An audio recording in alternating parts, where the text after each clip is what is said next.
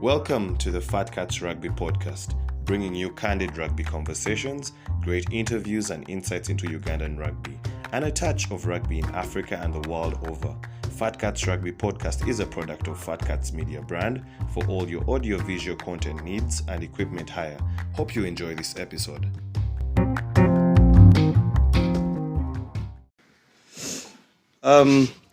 It's been a lot of rugby happening over the weekend and of course the week with so much news going on, and it's always been nice to hear or to indulge and involve and digest all this rugby while enjoying an L special.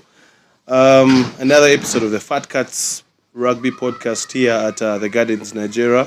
For those that are watching, of course, in our background you can see some people that have taken an initiative to do something about their health with a workout, and that's just one of the things that that the Gardens Nigeria is known for.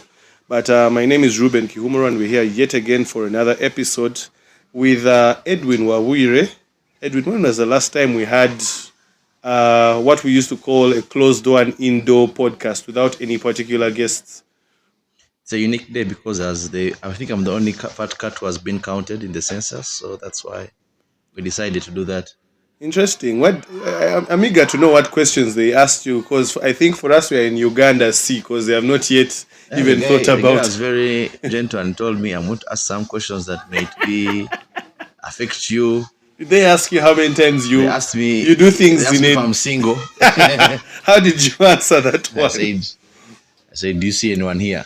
I'm all alone. There's no one here, so the house is quiet. Yeah, as long as there's no one in the house, you're single. Yeah, there's no one in the house, I'm single. So he asked me, did anyone stay here on census nights? I was like, I wish. But things did. The math did math, so I was there, feel on busy. But for us, when will they count us? I don't know. I think ours, we shall just send them on email. They'll count you guys at KP over the weekend. Yeah. But a lot of rugby has been going on, and there's a lot that we're going to talk about. But before we even get into what happened over the weekend, last week we did talk about, of course, the announcement of the Uganda Sevens. And then just after we had finished the podcast, they also announced the Lady Cranes Sevens team. We did touch on a couple of things with the Uganda Sevens and everything that's happening. But I don't know if there's something in particular that you would want us to look at when it comes to the Lady Cranes. Yeah, I think the ladies, they just have one job to do. I've seen some pictures when they're in Poland already. Both teams have landed safely, which is good. We thank God for that. Yeah, I think the ladies just need to do the thing and finish in the top 4 places.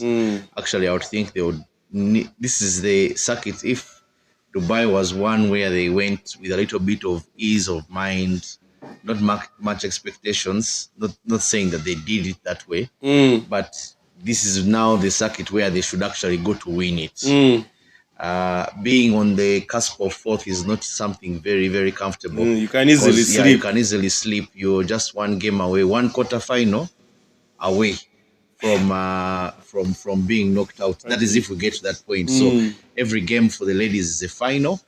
I think they have maintained the same squad consistently. I think I just saw that maybe Sandra Molly is not there in the team. Maybe the coach will confirm. We'll get that news particularly and share.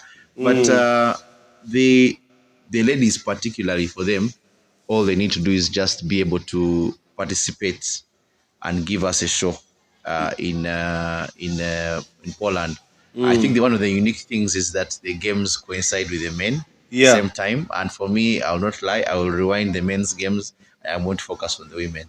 The women have to go and win at all costs.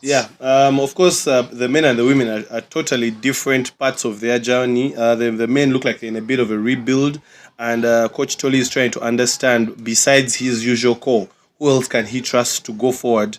The women, of course, Coach Onen is really focused on who can get the job done, of course.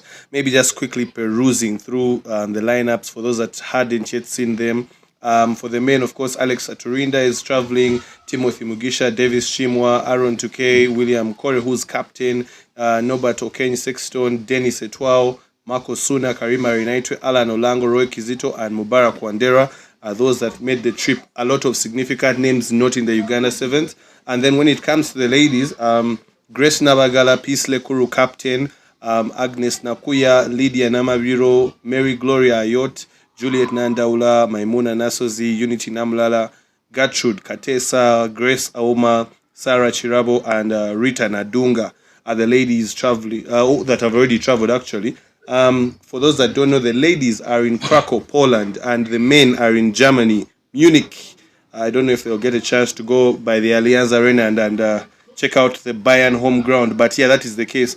And just remaining on that particular topic, let's start and focus on the pool stages of the ladies. Of course, Pool A having China, Thailand, Hong Kong, China, and this is must be Czech Republic. And then Pool B having Argentina, Uganda, Paraguay, and Papua New Guinea. And then Pool C having Belgium, Poland, Kenya, and Mexico. In our particular pool, Argentina, Paraguay, and Papua New Guinea, who do you think is our biggest threat? I think it's Argentina. Argentina beat us in Dubai. I think they beat us in Dubai. That was in the, was it China? I think they beat us in Dubai or in Uruguay. So they beat us in the final, and then I think we also played them in Uruguay in the group stages. So by far they are miles ahead. But what our ladies have consistently showed is that they can also try and match up as and when is necessary. So for them, I'm expecting them to step up the plates and be able to perform as much as possible. We'll need those big carries from our big girls, Peace, Mary Gloria Yot, and Lydia Namabiro to carry hard, Grace Aoma to play make and get those spaces, as well as Grace Navagal as well. So those ladies are going to be very, very important, not to undermine the other opponents, but I do believe that the Lady Cranes, in their current position and what's at stake, they very much have enough to get over the line. I would just very much want to see that. I think the passing channels, I think that has been a major concern. We play a lot of short ball, and I think that's why we notice we are dominant in collisions until we meet a team that is very good at the breakdown, and then the ladies are exposed at that particular front. But I am very much confident that given those two particular sides, Argentina, I think what we should use Argentina's game for is a test for what the quarterfinals as well as semifinals will be like. So let's push Argentina to the limits, give them the challenge of their lives. And just, you see these things, it's just a yellow card, a forward pass, an intercept, and then we are in the game. And considering where the girls have reached from where they started last year, many good things lie ahead for them. So this is just this one circuit where they have to put in the most in what they do. I think one of the things notably in Belgium, the Belgium fixture, I think we played Belgium in the group stages and then we lost to them, and then we managed to beat them 12-5 with Grace Namagala scoring that wonder try that got the commentators running crazy. That's the kind of level of ladies rugby we want to see. The aggression, the arrogance, no need to fear the opponent, just going hard and smashing them as and when necessary. It's very important that these girls get that win. So I would very much want to see by end of Saturday that the ladies have 3 out of 3 as wins, and they go ahead picking out the easy quarterfinal. As long as they secure semi-final berth, we are going to Madrid. Okay. I think for me, I'm just happy that this time around we have avoided China, which is a team that we have not been able to touch. And of course, if we are to make the playoffs, we will have to figure out a way of beating China regardless if we meet them. But for now, at least our work is cut out for us with the Lady Crane Sevens, that they need to get out of the group and they need to make sure that they make the semis. And interesting to note, of course, the teams in the event that we qualify for the playoffs that are going to be in Madrid, coming from the core side that are also going to be playing in this particular playoff. Remember, there are 4 teams from the core side that are in what you'd call the relegation, and then there are the 4 challenger teams that are going to contest with those teams, and then you play in 2 pools, and then they will pick out, I think, the top 4 who will now be going to join the core, and that is where we are all looking at. Of course, for the teams that are now in the relegation zone of the Ladies Sevens Core World Series, that is Japan, Spain, Brazil, and South Africa rather.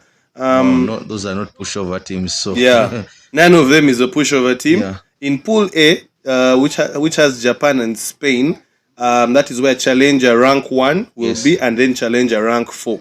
And then in Pool B, which has Brazil and South Africa, will have Challenger Challenger rank 2 and Challenger rank 3. Gatekeeping as always, man. Rugby. Do you think that this is a sustainable model, both in the men and the women? Because this is the same model with the men. Of course, Kenya are the ones that have a realistic chance when it comes to the men's side of things. For us, in the men, we are really we made our peace with that. We're not going to make the playoffs, and it's all about rebuilding. But do you think this is a sustainable model? First of all, now World Rugby with the men has cut it from 16 to now 12. Yeah. And then of those 12, you have to get in with this model. Is this something that is inclusive and sustainable for Sevens Rugby? The way they do their things is unique, I must say. One of the things of inclusivity, one of the things rugby is praised for is inclusivity. But from that particular perspective, you would look at it and you're wondering, well, they had to trim the teams from 16 to 12 because they wanted to use the the World 7 Series as a pathway qualification route for the Olympics. Yeah. So that was number one. That's why they had to cut it. And we saw teams like UK, England, and the Wales joining to form Great Britain and the like. I think maybe with time it will kind of it will leave the game static in the sense that if for one weird season we have New Zealand, Fiji, South Africa, and then maybe Argentina failing, and then they're like, oh, they're going to drop. The bottom 4 ranked. Bottom 4 ranked. So they'll come and play the Ugandas of this world, the Kenyas, and the Germanys. It's maybe if it could be automatic, once you finish in bottom 4, you're relegated. You go back and start again, like how it used to be back in the day. Yeah. But now it's a little bit complicated. I think I like the fact that the Challenger Series is now diverse. They have tried to spread it as circuits. Maybe, if possible, depending on how they do their funding and the like, if they could increase the circuits to maybe 5 for Challenger Series, give it something worth going forward to or something like that. Because to use 3 circuits, because you see, like, for example, Uganda, we woke up in Uruguay, and to wake up in Uruguay, we had to reach the final and win. Now, when we got knocked out by Kenya in quarters, by the way, Uganda has never reached the semi-final of Challenger Series in the men. So when we fell there, basically this trip to Munich became obsolete at the time when we failed that final score of 7-5 at that particular point. So it just shows that they maybe need to do, I know it's an odd number of 3, but maybe let's put it into perspective and give 5. Let's see more rugby for the sevens tier 2 sides that play in the Challenger Series. And give us reason to at least watch in different jurisdictions. I think from what has transpired, everyone has showed that they can be able to attend and participate in these things in this particular tournament. So very much want to see maybe more circuits that can give, because I very much feel undone by what happened to Uganda in Dubai, and then they bounced back in Uruguay, and now Munich basically became something that couldn't even really put up a realistic fight. We're just maybe going to say, if Kenya is going to qualify, let's cock block them. The silver lining for me is the fact that we get to try out some different people in the sevens team, and we can see who really can hold their fort in the event that we don't have our mainstays, our stars in the team. But that's something we have to all look out for those that are going to be watching the games that are going to be happening this weekend. And just look out for all the action. The ladies will be playing, the men will be playing. More emphasis this time around is going to be on the ladies, of course, because they have a bigger prize to go for.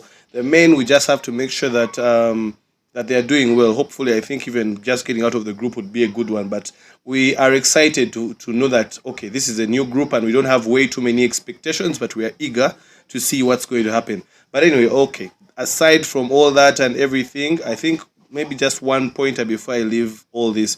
I personally, I think that if they could find ways to increase the number of teams on this global series, I think it makes more sense when it comes to inclusivity, as is claimed. I'm sure, of course, it does dig deep in people's pockets, but if we can have more teams and maybe try to stretch out some of these circuits, then perhaps we can sell some of these events to the more attractive venues for some of these brands. Let's say if you give Hong Kong one or two circuits. I mean, if I'm being honest, if I have Hong Kong or if I have Las Vegas, and I know that I'm getting a shit ton of money, sorry for cursing, from those ones, why should I give New Zealand a circuit if I know that their population is about 4 million or so and they don't really bring in all that revenue? Why not give some of those things? We should also not be obliged so much to have the core sides have to host home circuits if it does not make financial sense. So there's a balance we need to find between commercial viability and the different locations, but also making sure that we do not use that as a reason to punish and limit the numbers, because we are trying to also make the resources work versus the number of teams. That's, anyway, my opinion. Yeah, that money issue, I mean, viability of locations, you can even just bring it back down to Uganda. Like saying, for example, as we discuss the playoffs and where the final would be, everyone would be like, where do you think the final would be best utilized? So Yeah. I think the venue also counts very much to where the game can grow. I think the game just needs some sort of aggressive marketing, particularly similar to what Drive Survive is. If we could have something similar along those lines as the Six Nations thing on Netflix and other platforms as well. If you could just have something along those lines that can make rugby something commercial, like how Netflix did FIFA, it's something we would very much want to see. I think our boys would very much want to go and maybe, apart from Dubai, go to another Arab country, maybe Qatar, and play rugby from there and see how it's possible, and also travel to Europe as much as possible, get those stamps in the passport. I mean, if you even have these teams bid for them, for these events, I think it would be something that could bring in some revenue for World Rugby.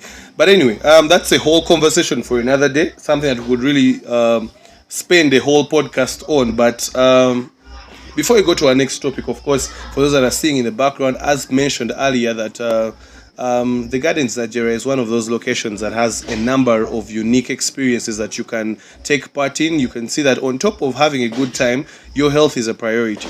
Mondays and Wednesdays are all also about the workouts, the health, the fitness, and that is, of course, from 5 p.m. onwards. But also their program for the week is very, very enticing. I mean, from the Mondays where you have the workouts, to the Tuesdays where you have quiz, to Wednesday where you have where you have reggae rather, and also you have the workouts. Thursdays you have rock, and then Fridays you have the old school. So pick your poison, or rather pick your fun. You look at that experience and just make sure you come through and enjoy. And for those that are also looking to have an avenue of private parties and something that they can have as a gathering of people that know each other, the Gardens Nigeria is one of those locations. And of course, as well, special mentions to our sponsor and our partner, Nile Special. Just make sure that you are enjoying your Nile Special and you're above 18 to enjoy the product. Enjoy your rugby while you enjoy your Nile Special. So let's quickly jump into the Women's Rugby Premiership. Black Pearls at this point are really champions. There's nothing much that can be done. Interestingly, over the weekend they didn't play their final game, which has been pushed to this weekend. Of course, there are a number of reasons that happened. The allusion to the fact that there was schools and everything that needs to happen. Of course, no official confirmation was put out. Yeah. Of course, me on the hypothetical side of things, I'm thinking that it would be a good coronation with the crowd this particular weekend to be where Black Pearls is going to be given their trophy in front of a big crowd before the semi-final of the Pirates. Yes. I think it would be more visibility than the previous weekend. But Another season unbeaten for the Black Pearls. Yeah. And in the sevens, it is. I mean, in the league rather, it has been considerably close to 3 years in the league of unbeaten rugby. What do the rest of the chasing pack need to do, man, to really at least try and match up with the Black Pearls? Yeah, I think you can't undermine what they have done over this period of time. I think it goes to show that in developing women's rugby, you just need to go back to the grassroots and start from scratch. I think when we had our fun interaction here, Leah was saying that Thunderbirds is the home of Ugandan rugby for women. Yeah. But now you could confidently argue that Black Pearls are putting up a claim for that particular title. Maybe they should say front runners of Ugandan women's rugby or something along those lines. And if there was any reason to doubt that, I think when they did their tour, was it last year or the other year? And when they played, I think, was it Saracens, Impala Saracens, the ladies team, and they beat them 21-0, was also a testament to show that the ladies in that particular team don't take this thing called rugby lightly. They are formidable. They always know how to put up a challenge. And it seems from the coaching and the players, they are very much determined and they know what to do in instances of this nature. So for them, I think when they look at the league, they sit down and structure their season, and they very much be able to perform at a higher level. Very much interesting. As I said last week, I think what I'm interested in now is the national team, how it translates into the national team, particularly 15s. The men have been training. I think the ladies have not been maybe resources or the like, but I very much want to see that training camp of the women and see what they are going to bring coming into, I think, secure tests of Tunisia and Elgon Cup. I'd very much want to see what the women are going to bring, and would very much want to see Black Pearls at the forefront of contributing to that team.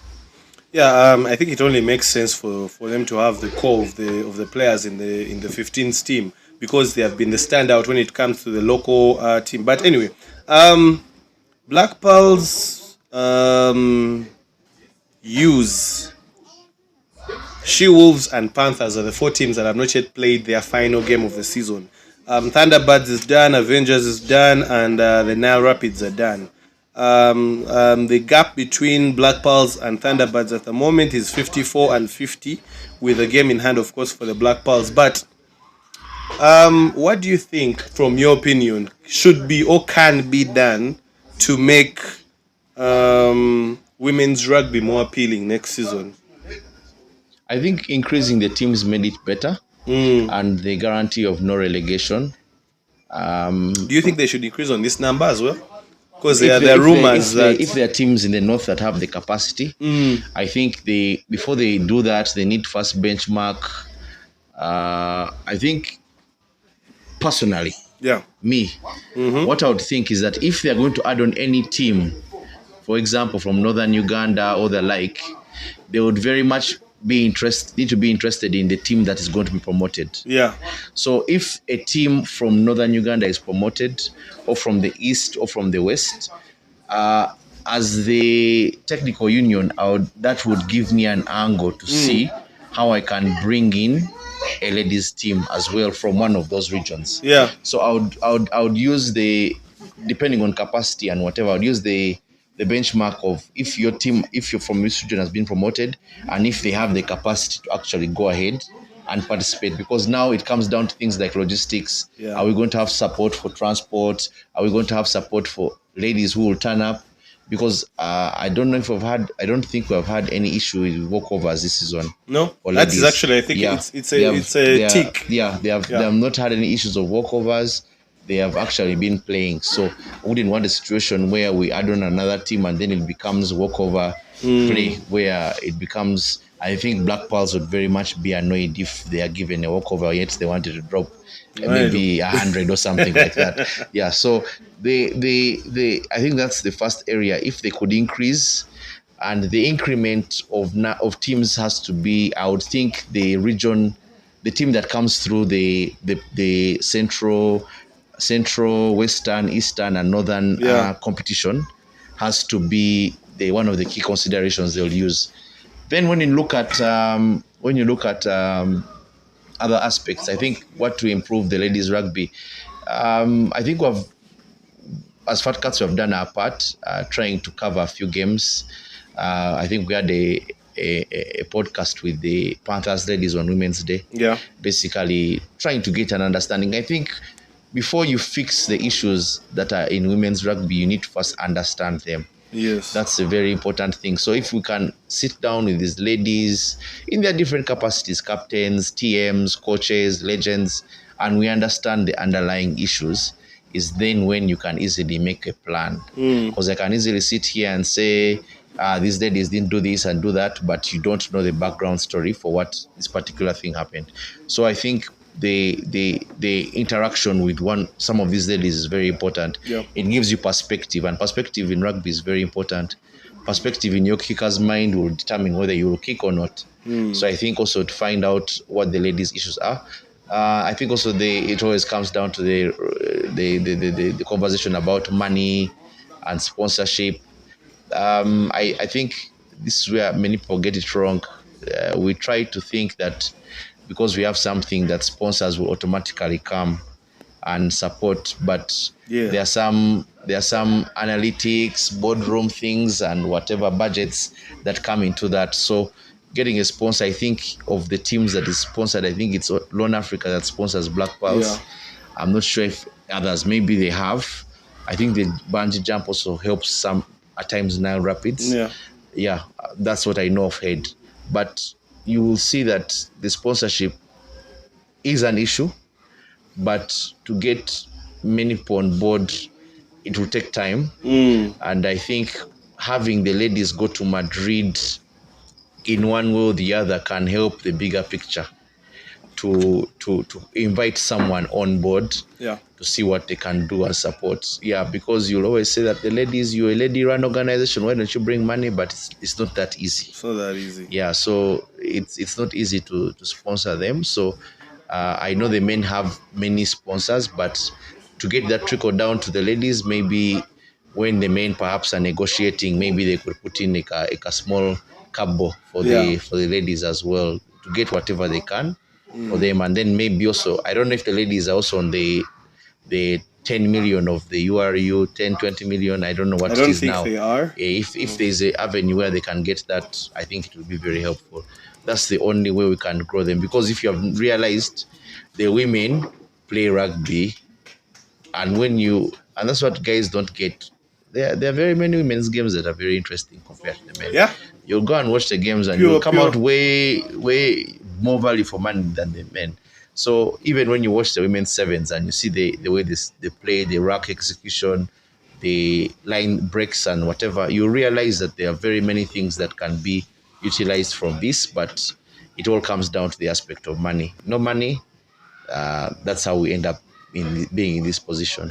Yeah, definitely, I do agree. A lot of things start with resources. How much money or support we can get for the teams that are playing, and I do agree with you. Like you said, the viability in the fact that for the teams that might come into the fray, are they also in a position to honor all their obligations? Special mentions to Nile Rapids and She Wolves for making all their way trips, and that is a feat that should not be undermined for Uganda Rugby in a time where even the men had some of the upcountry teams missing games, especially now when when teams would lose, they would be like, why are we traveling for certain games? But these guys kept traveling, and those ladies really deserve their flowers for that.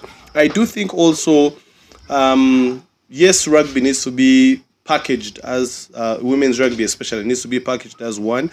If we are having, for instance, now that the women, I pray that they go to Madrid, how are we packaging that as a whole experience to sell women's rugby in the country and sell that to sponsors and brands and all that, in that from the point of women's rugby to the clubs and everything, from where these girls come to play for the national team, how can we be able to package something and do that? And also building conversations. If you've seen, one of the things that has really put out a lot of exposure for the men is the fact that you have Cobs versus Heathens, and you have it is Michael Okorach, or let's say Malcolm Okello versus Josiah Sempeke or Joseph Aredo in regards to kicking. You have Aaron Ofoeros taking on, let's say, Ian Munyani has 7 stars. How can we also perpetuate those rivalries between teams and also between personalities within teams? Many of the people that support rugby don't even know who some of the personalities are that are in these women's rugby teams. How can we change that narrative? I cannot support a team when you do not put a face on that team, and that's from a marketing standpoint. I think that makes a lot of sense, and it's something we have to focus on. But then also, just looking at women's rugby and how everything is going, how are we also making sure that next season we continue to tie these games to the men's games, because we're still creating awareness for the women's rugby, that every time there is a big game happening, how are we making sure there is a women's game happening at that same location? It might not be favorable to what they call home ground and away ground, but sometimes we need to do certain things because we're looking at the bigger picture and we're trying to sell that. But so there's a lot that can happen, but I think there are a lot of wins that we can pick on from women's rugby this season. But yeah, anyway, as we jump into the next part of our conversation, for those that are watching, we do still have merchandise, Fat Cats merch for you to get. As we always say, dress good, feel good. Make sure that you're getting yourself, if it's a cold day or a cold evening like this one, are you putting on your jumper? You can have one that just has the Fat Cats logo, or you can have one that's customized with wording that you want. Of course, we do thank all those that have been placing in their orders and the deliveries that have been made, and those that are being made.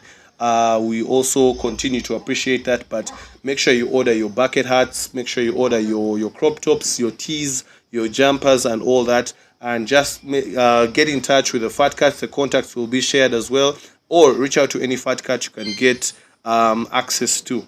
So, jumping in. The only reason Reuben is putting on his jumper is to cover his Arsenal L.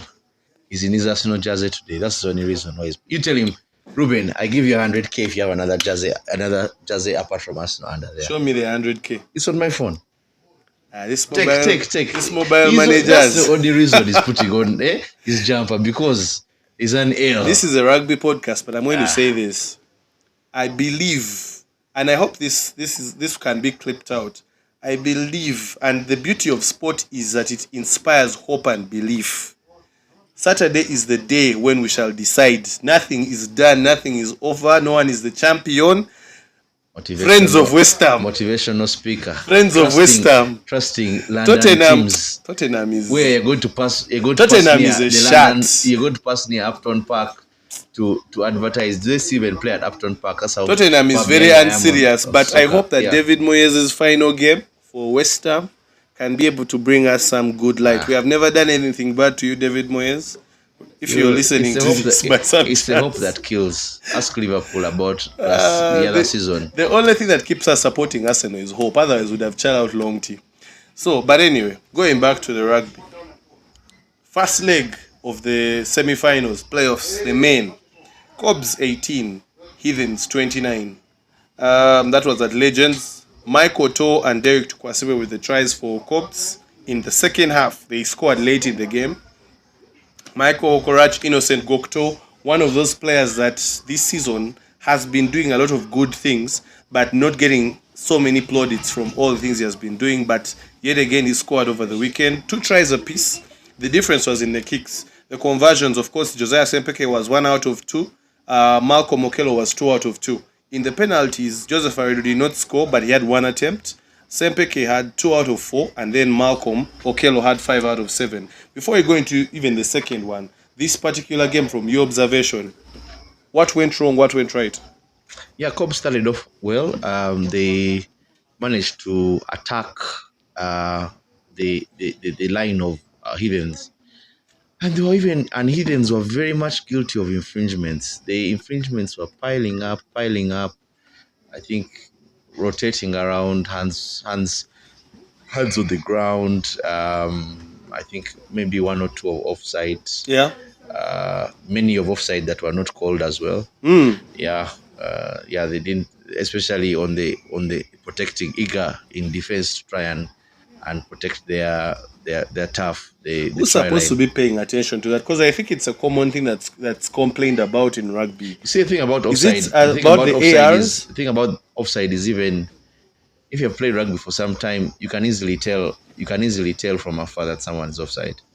So I think they were called on some, then others towards the end. But you could argue that because they resulted in 2 tries that you've not heard about it a lot.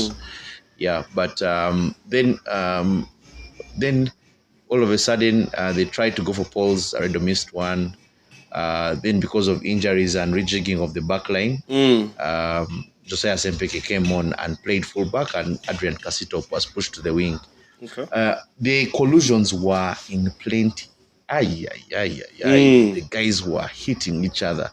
The collusions were in plenty. The guys, I think, and even Timothy Mudola said this, that Gideons became very, very aggressive on the breakdown. And for, I think maybe he mentioned for a second or two, Cobbs kind of had very many racks that were a little bit unsecure. Okay. And there were instances where that was punished on their particular end. I think one of them was that darting run by Morgan Odoch, who eventually even had come back from the sin bin and got, I think, entered the Cubs 22 after a long chase. And then they managed to score a try in the corner, Michael Okorach. I think that particular game, as we had discussed here, was that we expected Cubs to dominate the scrums, which they usually did. Their lineouts were perfect. They threw well. I think both sides had good throws in and out. Perhaps Isometrics will break that down as well. But I think it came down now to the breakdown, and not to preempt the discussion of what needs to be done in the second leg, but Cobbs needs to assert itself more on the breakdown. Okay. Very much. I felt in the second half they were very aggressive on the breakdown, and that helped them get some penalties additionally, because they were putting Heathens on pressure whenever they would try to steal the ball or try to contest on the rack. So all those calls would come up, the offside and the whatever.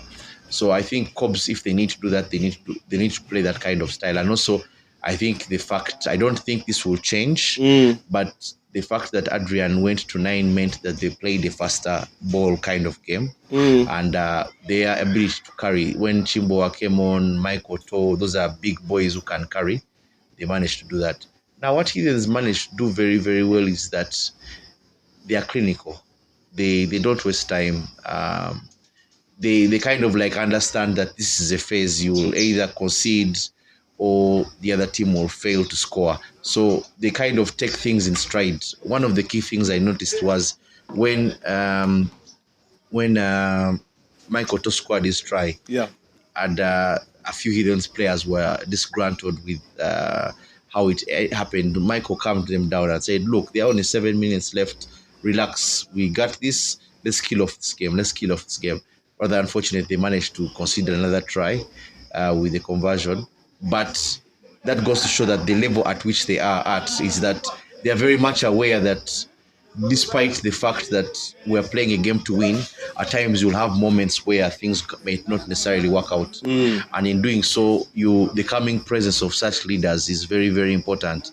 And I think the Heathens basically have the ball carrying forwards who can easily break past the gain line and get them yardage. I think Morgan Odoch was a problem for them to deal with, particularly. He carried a lot. Had it not been for the kicks of Malcolm or even the plays of maybe Michael Crash and the like, Odoch would have been man of the match. Got a yellow card, came back, played immensely. He did not let anything pass him. And I think his strength is how explosive he is in attack. He's like a small generator that just keeps on powering everything. So he always, and from the looks of things, it looks like he always breaks the first tackle. For most of the times you see the collisions, even when the tackler looks like he has gotten him, he always tries to break it. And that's something that is very, very important going into that particular game. And also Heathens, I think the fact that they had also Aaron back, Aaron did not hide this from the onset of the game. I think he missed 2 drop goals, 1 or 2.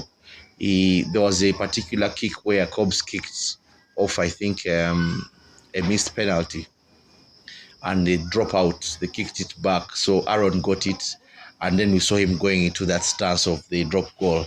He missed it, but it goes to show that they are very much aware that this is a points game, and I think even that's something Heathens has always done. When you look at the game against Rams in the Uganda Cup final, they did not waste time saying that Rams is maybe a minor side, let's go for a line out like other teams would do. They took the 3 points, at the particular point was like 12-6. Then the try machine started. And when they start, they don't stop. So that's the thing. They played very, very hard, Ethans, and they managed to disorganize Cobbs. I think their area of concern going into this game is that they managed to let in those late 12 points. That Cobbs managed to get, and pushing the scoreline from nearly game that was nearly done and dusted to one that is still a close affair. So they would very much want to be mindful of that 11-point gap. I know Cobbs does not want a child in a long time, but with the players that they have now, the fact that it's wider, you have Ian, you have Adrian, you can never put it past them to do some damage. But I very much think that it's going to be a game that will be watched by very many at Chadon. We saw you putting on a Heathens jersey. Yeah. So does that mean that I don't know how, because we are trying to question your objectivity right now. I'm returning the jersey to the owner. It was just on loan. Do you think it was on loan? Do you think Cobbs can turn it around, or is Heathens going to go and seal the deal? It's a tight one, because you see, the problem is when you're playing against history, it's something that messes up your psyche when you go on the field. As we are fans, so we can't really tell these things. We're like, why, just go and hammer and whatever. But there are very many things that need to come into play. When first of all, Cobbs is having to overcome an 11-point deficit, which means in the first 20 minutes, you would expect them to have like maybe 6 points or maybe 9 points. So the points chase is going to be very, very important.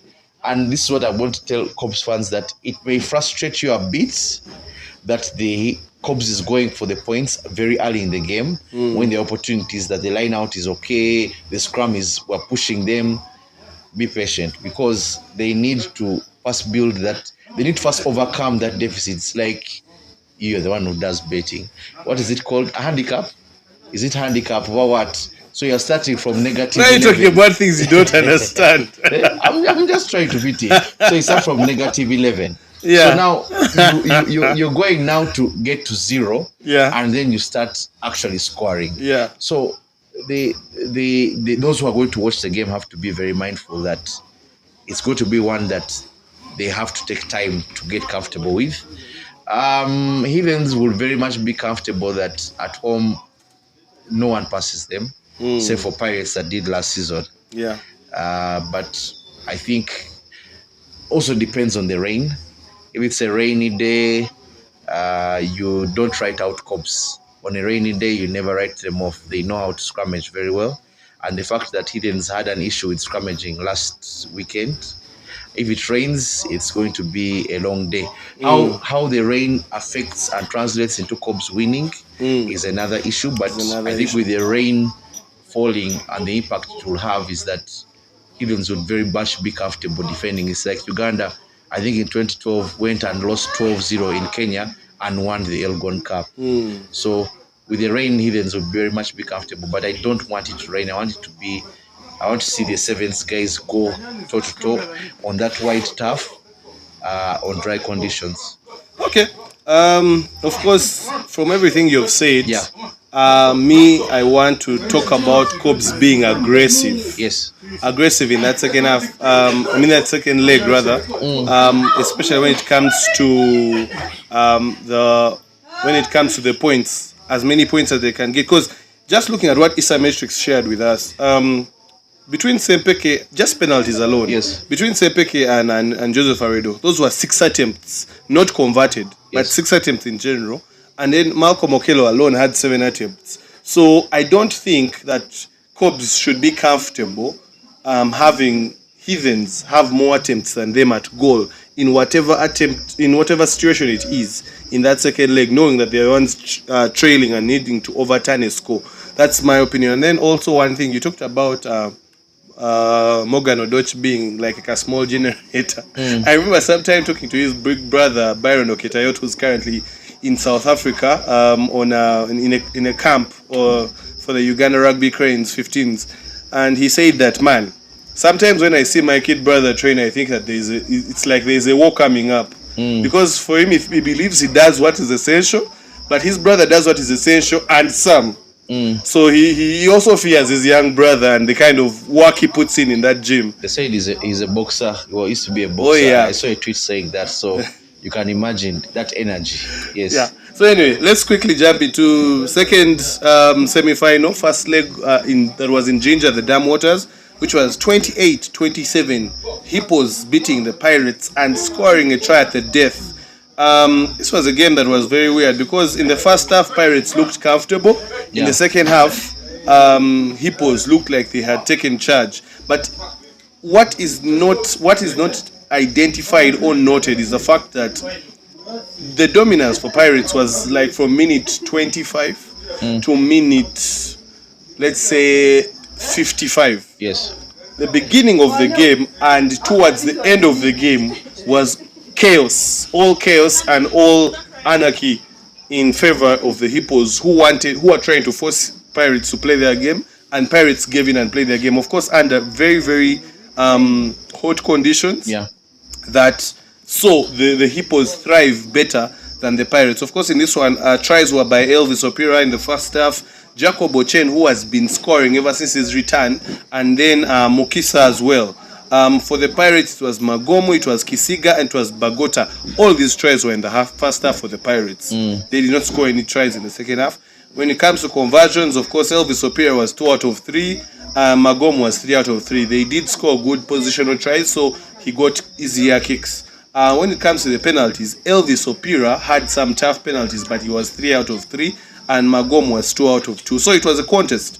But I'd like to say that this is something we talked about, of course, when it comes to when it came to the space. Hippos was very intense in the way they approached the game from the start, putting Pirates on pressure, making sure that a few mistakes here and there are forced, and then trying to convert those mistakes into points. The few issues that came up were in the back three for Hippos, between Bruno Chisule and Aziz Bagalan, who had dropped back as a number 9 to help the back three. There was a bit of miscommunication there. So many times there were dropped balls, and then Timothy Kisiga punishes them with his chip and chase and score. Yeah. Ivan Magom, it was individual brilliance. And then the third try, Bagota, was also a case of we have put pressure, and then Bagota gets to score on the outside. But however, aside from that, I did not see much structural play and the way they were trying to strategize to open up the Hippos. On the other side, I could see what Hippos was trying to do with their big ball carriers, from trying to split up the big boys from one pod to the other. In one pod, you'd find David Wako. In a second pod, you'd find Jacob Ochen, and then special mentions to, of course, the props, Fahad Maido and James Okello. Oh yeah, those two. I think the one communication that went to the Hippos is the fact that we have to be as physical as possible when it comes to this particular game. And at some point they had lost the plot because it was quite a significant gap at halftime.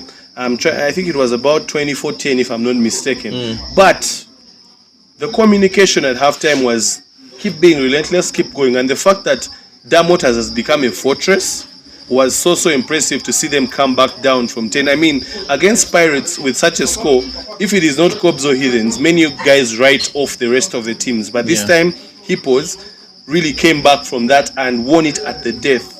Ayman Bagalana, a young man that has been thrown at number 10 in the absence of John Echeru, found himself that this season especially that he has to grow up and grow up fast. And in that game, first half, he was very, very laden, I should say. But in the second half, he focused on the basics. He first of all gave away some of the responsibilities, such as kicking for touch to Elvis Opera, who was very immaculate on the day. I've just looked at isometric stats for the playoffs.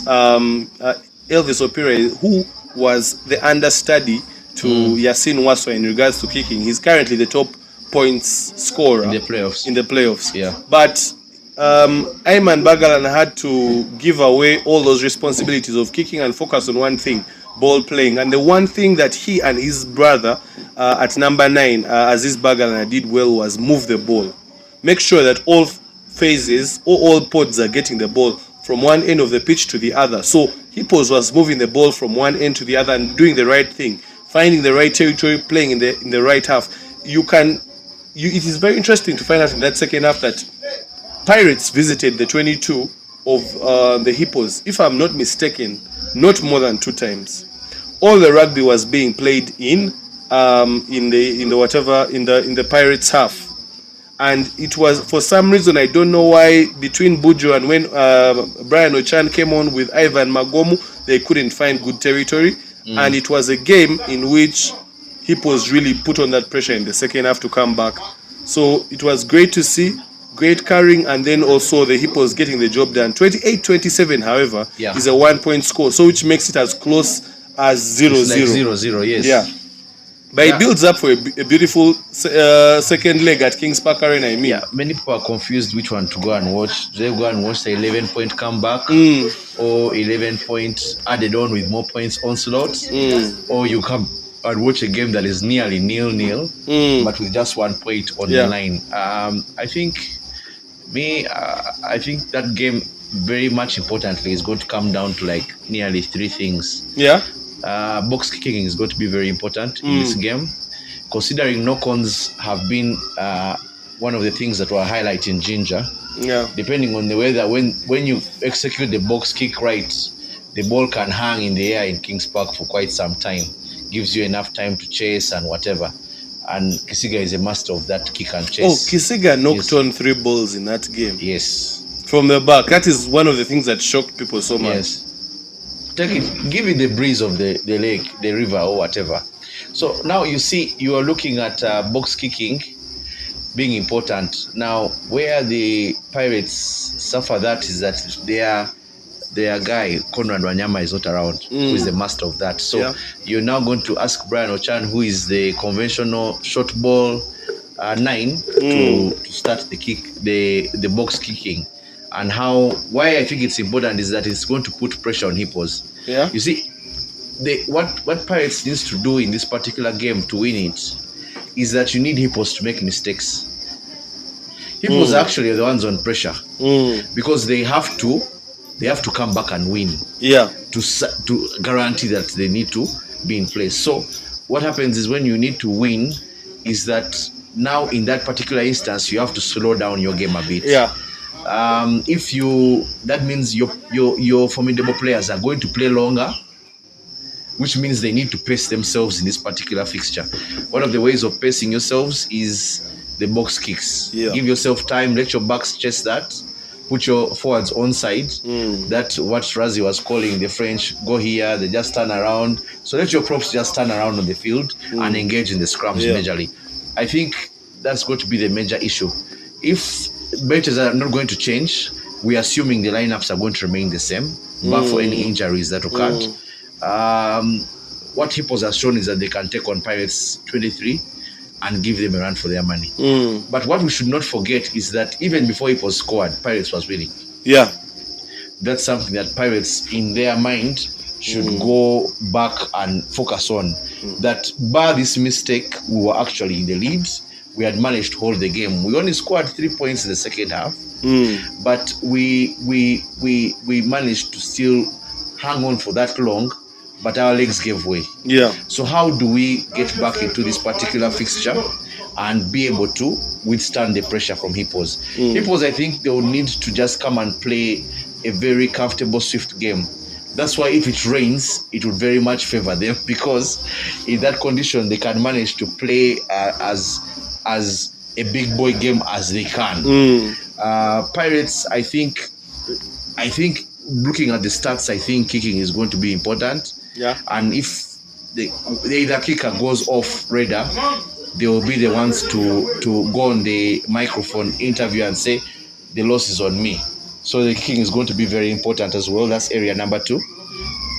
The kicking for points is going to be very important. A conversion, considering how tight the score is, a conversion, a penalty kick is going to be very important. There is always that joke we always say at KPA that when I think you attack the second half, if you attack the second half facing the other side of not the other pitch, but the other bush or thicket behind, you're easier because the wind is behind you and you can easily kick. But if you're attacking the other pitch where we usually park, the wind is blowing against your kick. So that will affect you. So even the captains have to be mindful of that. And then the third one is going to be basically penalty count, infringements. The thing that gives the less infringements, this sounds very obvious, trying to make it sound very smart. But the team that gives the less infringements will win the game. Yeah. Infringements get you platform to clear out of your territory, gets you a platform to take the 3 points, and you can be able to beat your opponent at that point. So those 3 areas, the kicking, the box kicking, as well as the infringements. The players from both teams, from what they showed on the first leg, is that they can play. So that's going to be the main 3 areas, in my view, that I think needs to be, if you're to win the game, you need to have 2 out of 3 of those. Okay. I think in my perspective, the one thing that Pirates will be generally concerned about is the fact that their forwards, especially their tight 5, got tired way earlier in the game and they were outworked by the Hippos forwards. One of the things from a conversation I was having was the fact that Pirates has always had a back row that works like crazy. And somehow there's always someone in that second row as well that also is like a back row. So you'd find on a good day they have 4 or 5 guys that are back row-esque. But this time round they proper had heavy boys from 1 to 5 who tired out. So, and the work was done between the 3 guys who could not be at every point as compared to the entire 8 back rows for the Hippos. So, and that is something that I don't know if Coach Marvin will be back because he has been missing for the last 2 games due to work commitments. But if he's back, that is the first thing he needs to rectify this week as we are building into, of course, the semi-final second leg. And for Hippos, really, I think it's just a case of game management, whether it is dry weather or it's wet weather. How can they be able to be the first team to get points on board and make sure that they know it is 1? It's a gap of 1 right now. How can they keep it in a gap of 3? So that you're keeping Pirates chasing. You don't have to do too many complicated things. Just make sure that your kickers are on point. Every opportunity you get, you're playing in the right half and you are scoring the proper points. So the best result for Ginger would be a draw even. Yeah. As good as a draw. Get a draw and you're done. Yeah, but there's so much we can talk about, but we'll save the all that we have for the finale of the final. Before we even confirm where the final is going to be, we'll save that for that so that we have a proper conversation. But yeah, we have talked about the semi-final first leg. We have talked about the women's premiership. Congratulations to the Black Pearls. We have talked about the Uganda Sevens and the Uganda Red Crane Sevens as well. So thank you for being part of this episode of the Fat Cats podcast here at the Gardens, Nigeria. And cheers. See you guys next time. See you. Signaling you to close by saying you're going to join them in the workout. I was also hoping that you were just